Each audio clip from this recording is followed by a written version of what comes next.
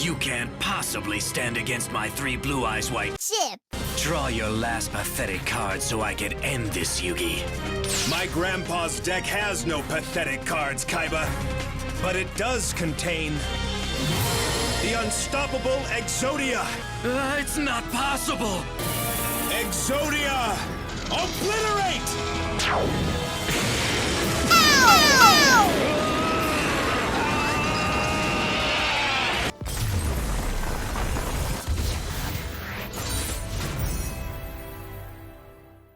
So, I know that it's been quite a while since my last video, but that's because I've been hard at work, and now we're gonna get back into some custom cards. Today's video, we're gonna be going over the only card that might be more iconic than either the Dark Magician or Blue Eyes White Dragon, and that is Exodia. I'm gonna jump just right into this video, but if you are looking for any kind of explanation or you want to see some of the other cards that I did, feel free to check out that playlist. So we're gonna jump right into this, starting with Exodia. Now, I'm putting this up here just so y'all can read it as I explain real quick that Legends of Runeterra has, how do I put this, a interesting relationship with alternative win con cards. That's putting it mildly. Both Bandletree and Fiora have been some of the most hated decks to exist in the game, at least since I've been playing. Those two decks definitely have been very high on the list for a lot of people,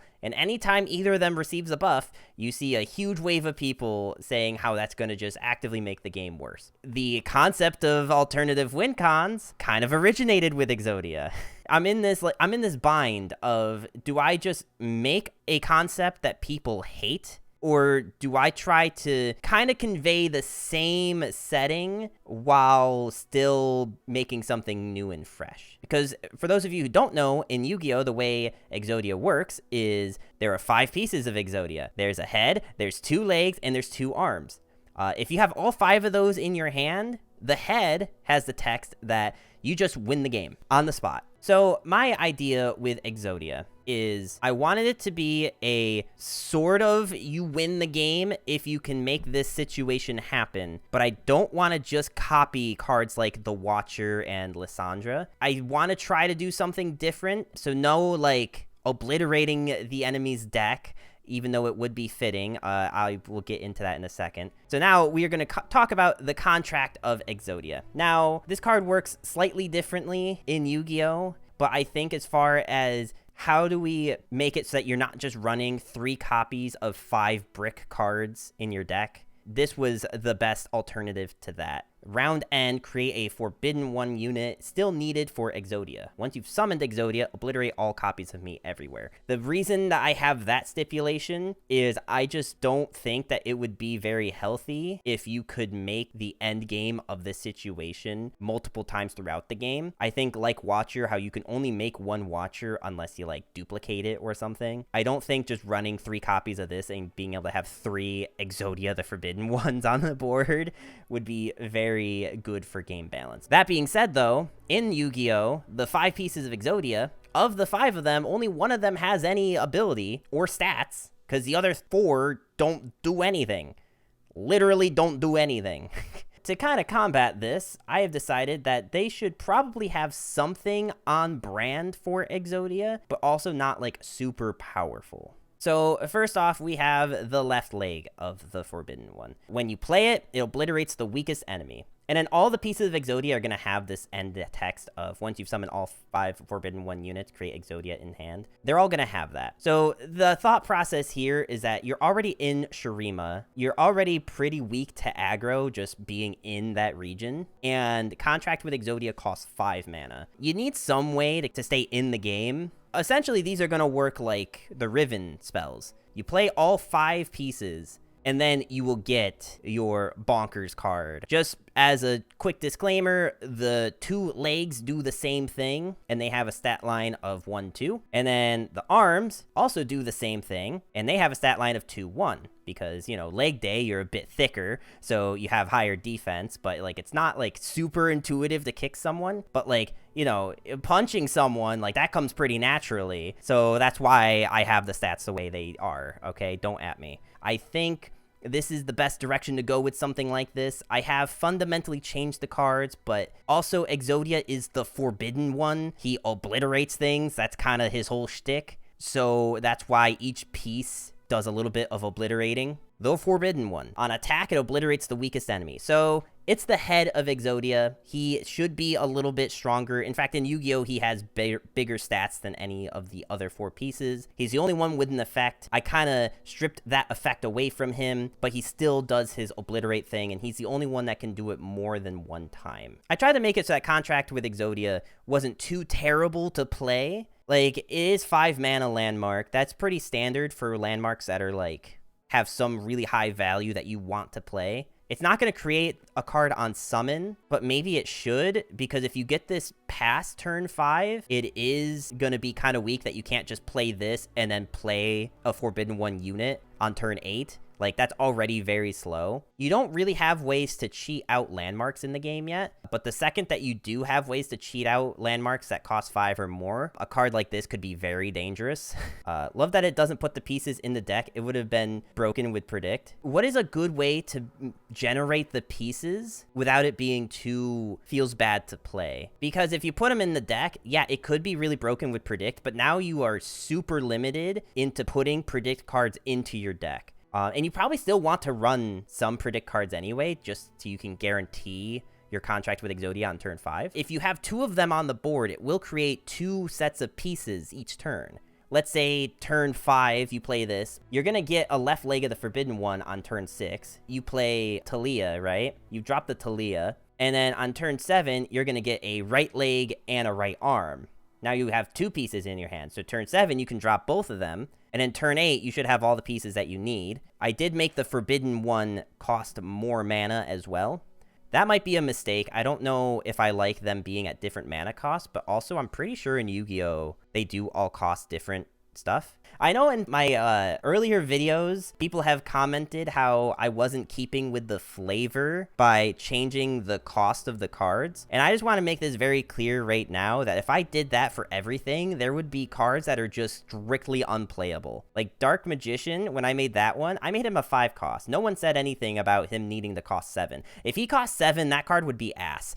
like no exceptions. That card would be bad at 7. But I digress. Just wanted to get that off my chest and address that in a video, since I know not everyone reads the comments as thoroughly as I do. So if you'd like to leave some, feel free to engage in that conversation down below. Maybe while you're doing that, smack that like button. You know, it helps me out a lot. I only upload like once every 4 months, so maybe hit the bell notification to know when that's happening. And it's not like I'm gonna spam your subscription feed with videos, because I don't post them that often. We now have Exodia, a 10 mana 15/15 with Overwhelm and Spell Shield. That sounds really underwhelming, but read the card.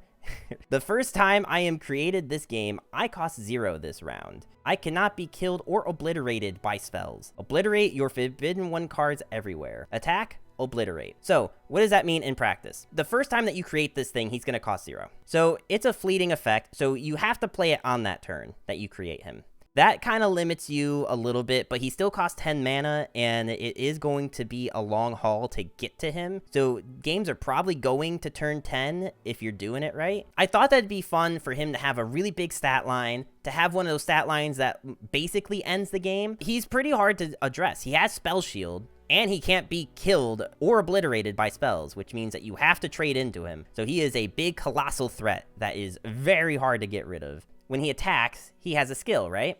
Obliterate. Obliterate all enemy units and landmarks. So if you get to attack with him, they can deny it and write a negation. These spells do work on Exodia, at least on the skill Obliterate. So not a whole lot of ways to address him, but he is supposed to be the GG I win button, right? With some amount of counterplay. He can still be Frostbit, you can still delay him many turns. I hope that this is a really good balance between being an alternative win con, but not really, but then also kinda. But make sure to let me know in those comments down below what you think. With Exodia in Yu-Gi-Oh, there's really not a whole lot of support. The only thing that there are more Exodia cards that require the pieces to then also end the game. So I only have one, like, serious one. and that is Exodia Necros. So Exodia Necros in Yu-Gi-Oh! Gets some kind of buff for having the Exodia pieces in your graveyard. I figured it'd be fun to have something that synergizes with it just in case they are able to address your units. Exodia Necros costs 1 less for each different Forbidden 1 unit you've summoned in this game, which effectively means that if you play all 5 of them, he's now a 3 mana 8/5 with Overwhelm and Spell Shield. Drawing into 3 8/8s when you're already supposed to be a control deck, it is going to be tough. I thought about making it I cost 2 less for each different one, but if you do 2, then it costs 0 by the 4th one, which means you never have to play the 5th one for this to cost 0. But I like the design of this card. I think that it's kind of like the alternative WinCon-esque while still forcing you to be on Exodia. And finally, the last Exodia card that we have for today. Like I said, there aren't a whole lot of Exodia cards to go off of. There's probably only 2 other Exodias that I could have made, but after like the 3rd one, it gets a little boring. But what's not boring are joke cards. There aren't a whole lot of them in LOR, and I think I only kind of made one of them in the Blue Eyes video. But we have True Exodia. Now, the way True Exodia works is if the only units on the board are me and 4 Forbidden 1 units with different names, your opponent wins the game. Now, this is almost word for word what it does in Yu-Gi-Oh!, but I thought it was really funny. Now, the thing is that in Yu-Gi-Oh!, there are technically ways that you can set up the board state to make this happen. I don't think LOR has a whole lot of ways to make that happen. Like, they don't have, like, give your opponent one of your units. But that's a really cool archetype that could exist in LOR, like, eating up their board state. Now, you may have noticed that this set was a little bit shorter, and that's because I actually did 2 sets. Exodia was 7 cards because I didn't make all 5 pieces of Exodia separate cards. So we have time to do another set, and this one I'm a bit more excited about than Exodia just because I think putting this gentleman into the game is gonna be a lot more chaotic, but hopefully a lot more fun. And so this is everyone's favorite Golden Lord, Eldlich. Is a 6 mana 3/4 Shadow Isle champion with a skill that on play, toss 3 to kill an enemy unit or destroy a landmark. When I'm summoned or round start, create a Wrath of the Golden Lord in hand. And his level up condition is that when I have killed 5+ enemy units with my effect or by striking. I imagine that being him striking something, his play effect, or his Wrath of the Golden Lord. To get into what Wrath of the Golden Lord is, Wrath of the Golden Lord is a 3 mana fleeting focus speed spell. Kill an allied Eldlich the Golden Lord to kill an enemy follower or enemy landmark. I figured with Wrath of the Golden Lord being a focus speed, it was more fair that it could only kill followers. Burst speed destruction's like a scary thing to introduce into LOR, I get that. But also, there's no better way to convey this concept. If I had not made it focus speed, I think I would have had to just completely redo the concept entirely. And I already spent a lot of time on this. Talking with some people, I initially had this as a slow speed spell. It just wasn't good enough. And if you make it cost 0, it's still, like, it's almost as strong as the focus speed. The fact that it has to kill your own thing, I think makes the fleeting and focus fair. Now, I'm sure at this point you're a little confused on why all of this. So Eldlich the Golden Lord in Yu-Gi-Oh! He's an archetype that is only 1 monster, and that 1 monster is Eldlich. His spells and traps can become monsters, but most of them have to do with either getting Eldlich to your hand or getting him on the board. And in Yu-Gi-Oh!, he has this effect of you can discard him and something else to destroy something on the enemy board. You can bring him back to your hand from the graveyard, and then you can special summon him from your hand and make him basically untargetable and unkillable. Now, that's a lot in 1 card, especially for an archetype that's as complex as not having any other units in its archetype. Also, LOR really doesn't have any graveyard, so it's hard to do graveyard effects. I figured the best compromise between these is to have the toss mechanic, because also toss is a really cool mechanic. I feel like it's bound to deep. You know what I mean? Like, they don't release cards that toss without also releasing new deep cards. Having a win con that's not bound to Maokai, I think would be really cool for the mechanic. And also giving Shadow Isle access to discard stuff seemed like it would be a nightmare for balancing. Bandle City and Noxus already got that covered. Same thing with PNZ. I don't think we need to introduce it to Shadow Isle. I think that kind of disrupts the region pies that we've got going. It's just unneeded. I'm sure if you were to add discard to any other region, I could see Shadow Isle being the one to add it to, but I don't think I need to be the one to do that right now. Eldlich is level 2. Now, in Yu-Gi-Oh, this is referred to as Eldlich the Mad Golden Lord, and he is still 6 mana, gets +1/+1 like most units. He loses his play effect, but he gets a new effect in I don't take damage from enemy spells or skills. But you also notice that he has a new effect. When I'm summoned and round start, create a Corruption of the Mad Lord in hand. So Corruption of the Mad Lord is a 3 mana slow speed fleeting spell. Toss 3 to steal an enemy follower or kill an enemy champion. Yeah, it's kind of like YuGiOh. I will admit that right now. YuGiOh is a 6 mana thing that steals the strongest thing from your opponent or kills an enemy champion. This is a spell that has to be played as opposed to YuGiOh being round start, which means you have a little bit more control, but he's also weaker stats because YuGiOh, by the time that you level him, is very big, and Eldlich is still a 4/5 and can still be killed by striking him. So we're going to get into his champ spell real quick. It is a weak champ spell. I think with everything else going on with Eldlich, this doesn't need to be too strong. El Dorado Adelantado. I am not going to pronounce any of the rest of this correctly, by the way. Like, the entire rest of this set, I will probably butcher the pronunciation on. I failed my Spanish final the first time around, all right? So I ain't that bright of a light bulb when it comes to languages, okay? El Dorado is a 5 mana fast speed Shurima. Shuffle 3 tossed Eldlixir spells back into your deck to destroy all landmarks. Or shuffle 3 tossed Golden Land landmarks into your deck to drain 5 from a unit. This card can't be activated if you don't have 3 tossed of either mechanic. This is pretty close to what this does in Yu-Gi-Oh! I did try to stay pretty close on this set. Obviously, as close as I could, because, again, there's no graveyard mechanic in Legends of Runeterra. Now we're going to get into the 2 types of cards that come with Eldlich. Eldlixir cards, which were all spells, and we have the Golden Land landmarks, which were all trap cards in Yu-Gi-Oh! So we're going to first start with Eldlixir of Scarlet Sanguine. Create in hand an Eldlich, the Golden Lord that died this game. If I am tossed, summon a random Golden Land landmark from your deck. Now, it's 2 mana burst speed, so it kind of is equivalent to Entreat, but it's way more specific. It's just supposed to be a way to get Eldlich into your hand, and it's also a good card to have in the deck for when things get tossed. The best way to get Eldlich is going to be with Eldlixir of Black Awakening. Now, this is a 2 mana slow speed spell that draws Eldlich, the Golden Lord. This is a pretty straightforward one. It just draws Eldlich.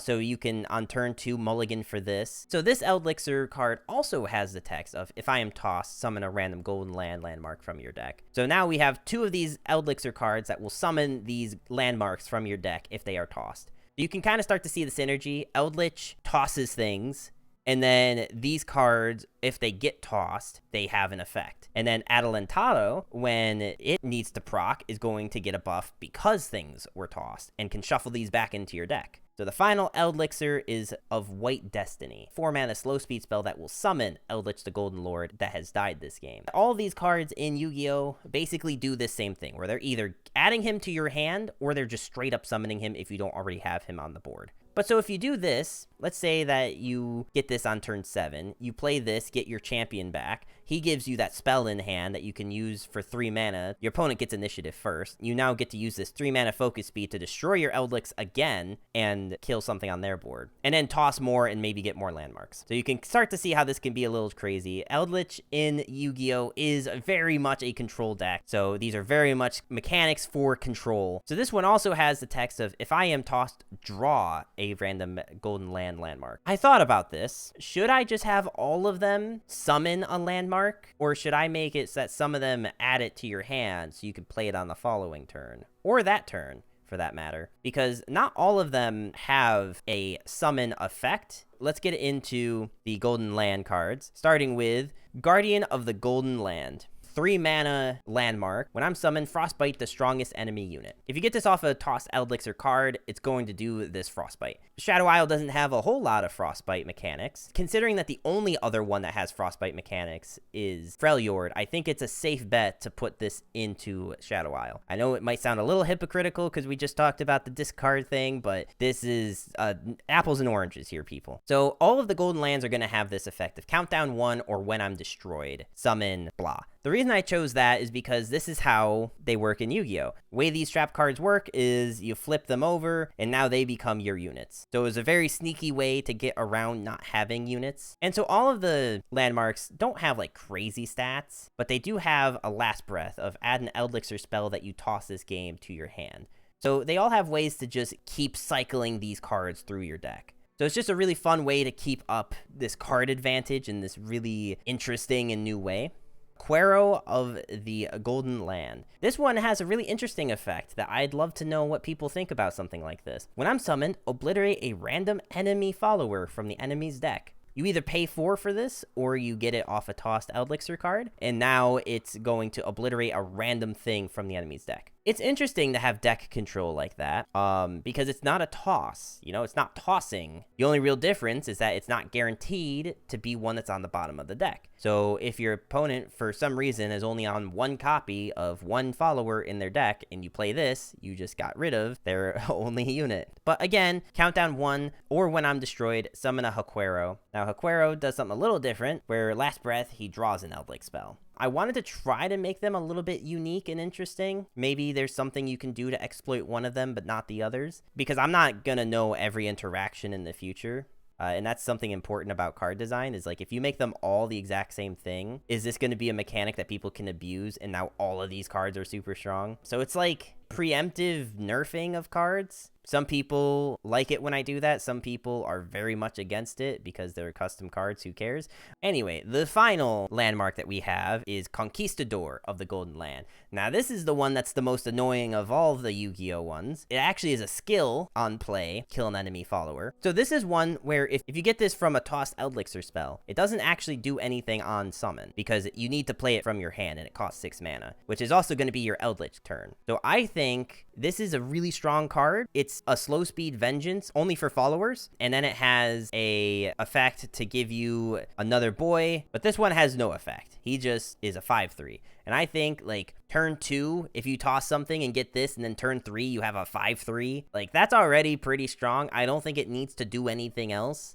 But then yet again, if you get this on turn like 7 off of a tossed Eldlich card, then it's kind of stupid that it has no synergy with them. So I don't know. I think the other 2 being cards that can get randomly summoned and have effects is already pretty strong. I think if you just make one that's just stats, just body, I think that's fine. I think that's justified. Also, he costs 1 less as a unit than he does as a landmark. I'm not sure if there's anything cool that can happen from that, but having a 6 mana 5/3 felt really bad, but having a 5 mana slow speed vengeance also seemed really strong. So like I kind of had to do something, but this was the best compromise I could come up with. Now there are 2 more cards that we've got here. So this one I think is going to be the most fun. I like this one a lot. Cursed Eldland, the 5 mana landmark. Round start, shuffle 3 toss cards back into your deck. So I would foresee something like this, even if you don't use any other Eldlich card, is something that could be really good for something like Maokai, where like you're already more or less decking yourself out. Deep could also use something like this. It was just supposed to be something to make use of tossed cards without needing to conform to any one strategy. So this is kind of the thing that bridges the gap. So if you wanted to just use Eldlich cards, if you wanted to use your solely deep cards, I think it's a really interesting idea because there's no other way to do something like that in the game. It's 5 mana, so I think that's pretty fair for a round start.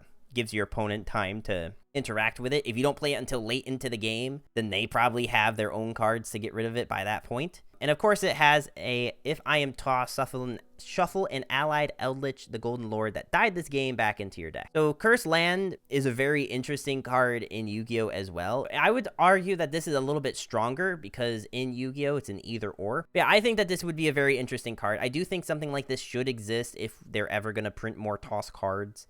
All All right, so finally, the last card I saved as maybe the most controversial, not because of what it does or what I'm having it do in LOR, but just because of the difference between them. This is probably the most off-base one that I've made. The Golden Land Forever. I have it as a 3-mana focus speed. If an Eldlich, the Golden Lord, died this round, create a copy in hand, or spend 6 mana to summon a copy of it instead. So I had a choice with this one. Because in Yu-Gi-Oh, the way this card works, I will read it to you. When a spell or trap card or monster effect is activated, while you control an Eldlich monster, tribute 1 zombie monster, negate the activation, and if you do, destroy that card. You can only activate 1 Golden Land Forever per turn. It is a counter trap card. To put it into LOR terms, it is a fast speed spell that cannot be reacted to, unless you have another counter trap card. That is the best way to put it. So it's not quite burst speed because it still goes on a stack, and you can react to it if you have a specific card. Basically, tribute 1 thing, negate a card. And it's negate the activation. It's not negate the effect, which is very different in Yu-Gi-Oh, but in LOR basically means nothing. But so I had a decision here, right? I've already decided that Eldlich is a Shadow Isle card, and I think that this fits perfectly. He has the toss mechanic, and all of his cards are zombies. So do I want to make a card in Shadow Isle that is a negate? That is effectively a very specific rite of negation. Shadow Isle probably shouldn't have that kind of effect. Shadow Isle should not have access to denies. We already talked about the region pies earlier. This would obliterate those region pies. I had a choice. Do I give Shadow Isle a deny? Do I split up the card into multiple regions and force a region combination? Or do I just completely change the card entirely to something that works better for the archetype? I think you could argue that one of the other 2 options was better. I think if I want this to be a coherent set that Riot would actually release, well, to be fair, Riot would probably just go for splitting up the cards. They do that a lot. But we're better than that. We don't have to abide by their rules, and I think that this is the way to make this the most fun. He's definitely a control deck. That is through and through what this is supposed to be. I would love to see someone post like their ideas of what a deck list could be for this. I think that'd be really fun to start doing. So with all of that, those are my 2 sets for Yu-Gi-Oh! To Legends of Runeterra. I hope that you enjoyed Exodia and Eldlich. I think that they're both very interesting concepts to introduce into the game. Make sure that you hit that like button. Make sure you're subscribed. Check out the previous video and the playlist going along with it because I've now got a handful of these. Thank you for being here, and I will see you guys in the next video, which will hopefully be before Christmas. And I will see you guys then. Have a good one.